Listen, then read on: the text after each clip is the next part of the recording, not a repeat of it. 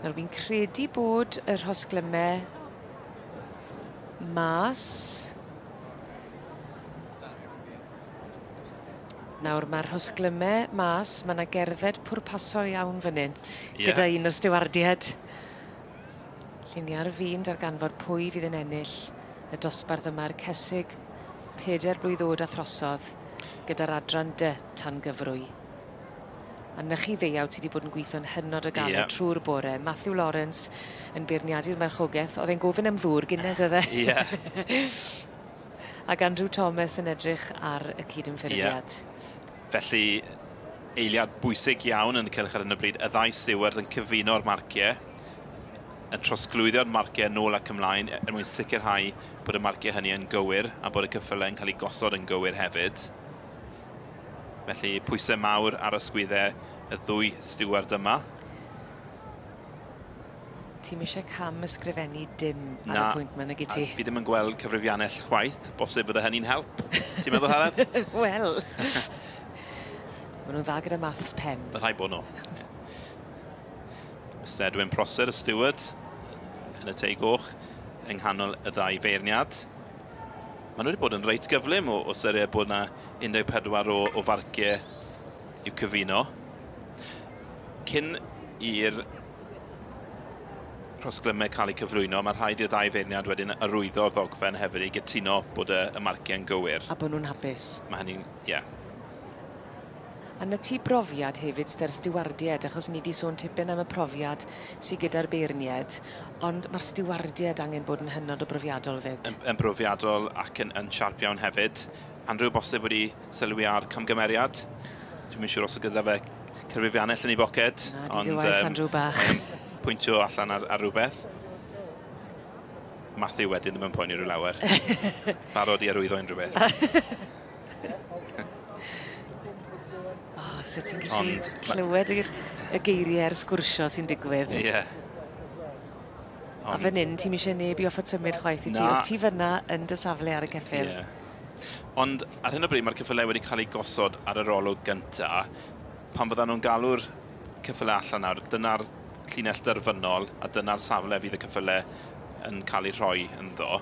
Felly, ar hyn o bryd, gallai bopeth newid, gallai'r un sy'n gyntaf fel lawr i bumed yn ddigon hawdd, a ni wedi gweld hynny yn y gorffennol hefyd. Ond...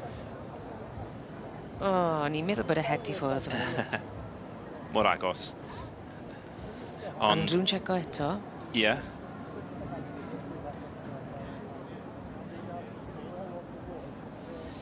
I ni ym munudau ola y beirniadu fan hyn yn y de, yng nghysgod canolfan yr aelodau.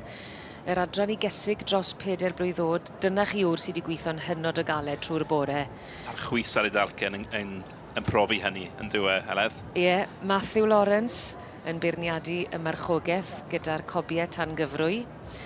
Ac yn yr het frown, gyferbyn a Matthew, mae Andrew Thomas wedi bod yn edrych ar y cydymffurfiad. Maen nhw wedi bod wrthi gyda'r stiwardiad yn wneud yn siŵr bod y marcio yn iawn, gan bod y ddoi wrth gwrs y marcio ar wahân. Y ddau'n marcio yn unigol, yn rhoi marc allan o 50. Y stiwardiad wedyn yn dod ati i gilydd ac yn trosglwyddo'r marciau nôl ac ymlaen, ac wedyn bydden nhw'n cyfuno'r marciau hynny ac yn gosod y cyffylau yn seiliedig ar hynny. Dychmyga curiad calon yr rheini sy'n ar y cyffylau yn aros i glywed. Achos maen nhw yn y linell ar yr olwg gyntaf ar hyn o bryd. A wyt ti ddim yn gallu wneud y swydd yma'n gyflym o gwbl. Mae gofyn bod y marciau hynny yn hollol gywir. Mae'r eiliadau yma yn medru troi mewn i munudau hir. Ond os na symud, os na newid, na? Wedi dod lan o'r pedwerydd i'r ail safle. Wir.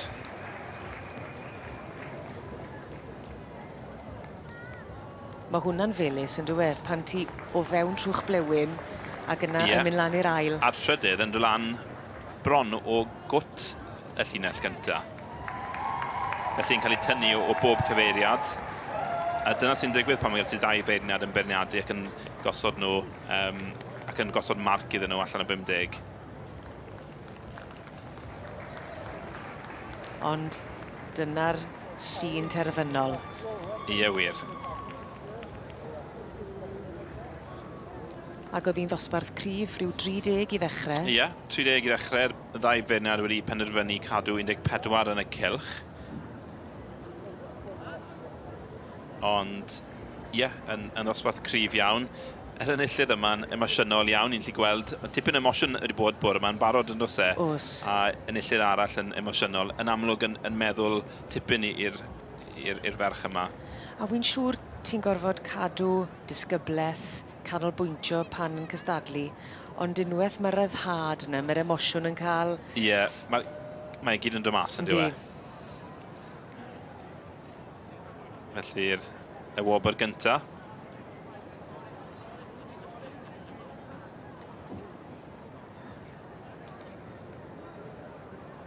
Pen rheol Darren Gemma yn y safle cynta. A dyna be ti eisiau cael gafel arno fe pan ti'n dod yma i gystadlu yn y sioe frenhinol. Yn eiddo i Jessica Price. Allan o'r march, Bryn Bedw Chariot, a'r Caseg, Bryn Llian Midnight Jewel. Welsh Cobs Ridden, registered 4 years old and over. A Jessica Price fyny yn siglo llaw gyda Andrew Thomas sydd wedi bod yn beirniadu'r cyd-ymffurfiad. Jessica Price on Penrheol Darren Gemma. Second place goes to 1485, then I, Savannah Jennings. Yn ail adlais dyma Emily Eiraif yn eiddo i Savannah Jennings. Ie, a heb yn cofio'r trydydd, Nicola Harrison gyda maes mynach Annwyl. Fourth place, 1492. Gyda Victoria Hunton yn y cyfrwy. Ond diwrnod Jessica Price yw i. Penrheol Darren Gemma. Fifth place to 1474 and pumed i 1474. Serena Crump on Llanast Dina. Cyfle i Andrew Thomas i ni gweld fyny yn y siwtlwyd sydd wedi bod yn beirniadu'r cyd-ymffurfiad ac oedd Matthew Lawrence o'i flanau yn beirniadu'r marchogaeth gewn nhw brynhawn bach o ymlacio. Yr un sy'n ail wedi cael ei fagu yn Denmark fel mae'n digwydd bod.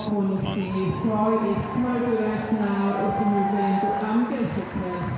Thank you very much for showing your appreciation to these horses and riders as they take their lap of honour around the ring.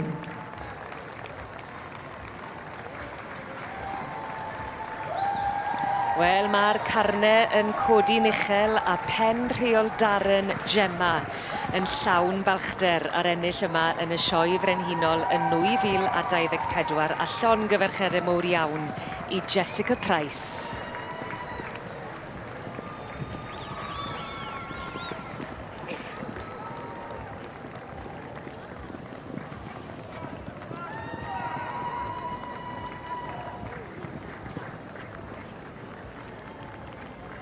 A wonderful display there of Welsh Cobs mares taking their lap of honour in front of the grandstand. Thank you very much for your applause. Diolch yn fawr iawn am ddangos eich cymrydwraeth yna. Wel, mae pen rheol Darren Gemma yn sicr wedi lloni'r dorf yn hyn ar ddydd Llun a mae cyfle nawr ni gael sgwrs bach gyda Hannah. Now, Jess, I know you're really emotional up there. Firstly, llongyfarchiadau mawr i ti. Many, many congratulations on winning the Royal Welsh. I believe the first time this combination have won the Royal Welsh. This is only the second time she's ever come here. So, yeah, I'm absolutely delighted. It's the first flat class I've done of the year as well. Well, you did it well. I think we can safely say you're a professional at it now. What are your plans with this mare now for the rest of the season? She jumps, actually. So we've just started jumping her, which is why she no longer competes in flat classes. So she'll just go back to jumping novice workers. I'm not sure you can retire on this now. I think this mare's got other plans. But many, many congratulations and good luck in the championship later on. Well done.